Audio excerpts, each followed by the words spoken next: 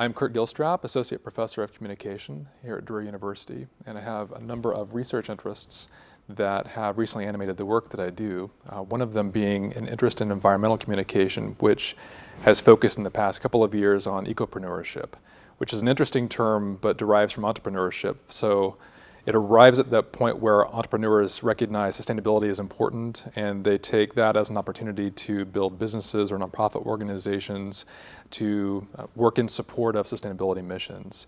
I also have an interest in leadership communication from the nonprofit vantage, and so I'm also currently working on nonprofit leadership research that deals with authenticity, which is really interesting, pretty important for a lot of nonprofits who talk a great deal about the importance of mission, to have leaders who are able to craft visions around different mission goals that are value related.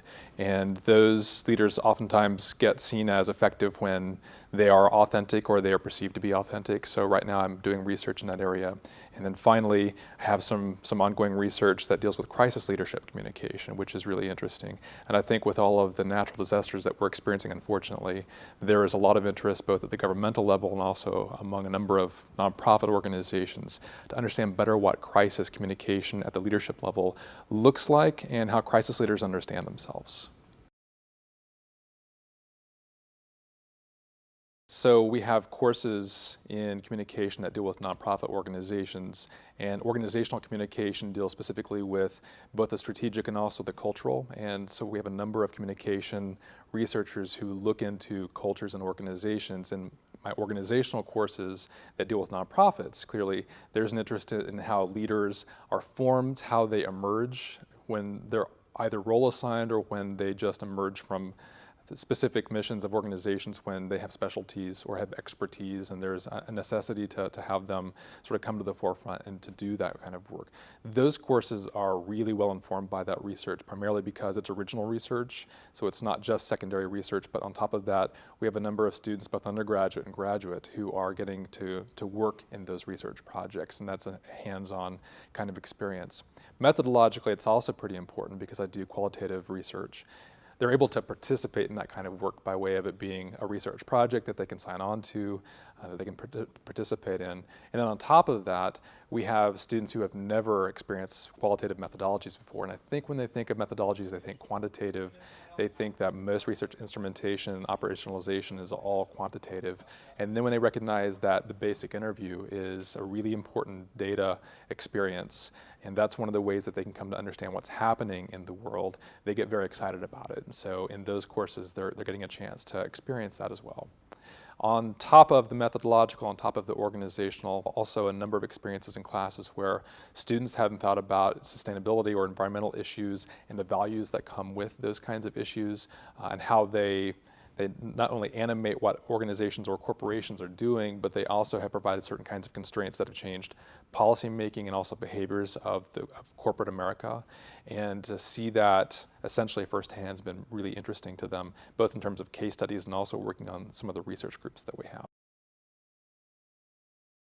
It's incredibly important to think about what happens for humans who work in organizations. Most of us are finding ourselves in a number of different kinds of organizations, both for-profit and nonprofit. And as human beings, we have to think, what is it that motivates us to do the kind of work, especially the good work, both in corporate and nonprofit organizations, to do the good work that's required of us, both in terms of community evaluation, also in terms of what's just required to make the world go round. And to think about what it means to be a leader, not just a sort of traditional strategic leader. What does it mean to command and control as a manager? But what does it mean to lead in a situation and in an organization where you have to have a values mission? And that's a really important concept to sort of tackle. A lot of individuals don't think about that. A lot of students don't think about that. They really do sort of move back toward that old traditional command and control model, but to extend leadership and to understand how human beings can lead in all kinds of ways, not just get role appointments, but also find emergence into a particular kind of mission that's important to you and important to the world is really important. And a number of classes that we teach, a number of classes that I teach, talk about leadership in a very different way than you might normally hear in, let's say, a pop book on leadership, where it's a command and control mentality. And that's one of the things that's really important for how to act, behave, and become an improved sort of human in terms of a contemporary world where we rely on leadership. And we rely on leadership not just in organizations, but also in terms of what we call boundary spanning. Leaders across different kinds of experiences in the world. Human beings experience at the organizational levels all manner of those boundary spanning activities. And to do it well means to lead well across those boundaries.